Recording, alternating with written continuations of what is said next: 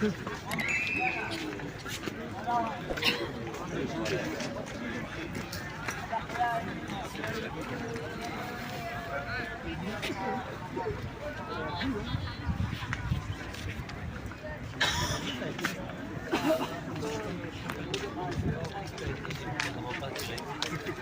précisé parce que c'est dire les archers qui sont ici là.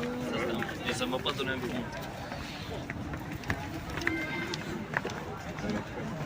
Hein?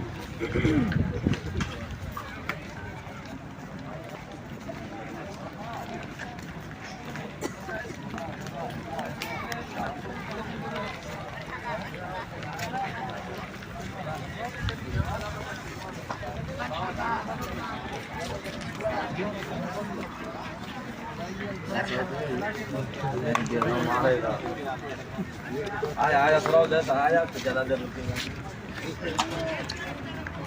रात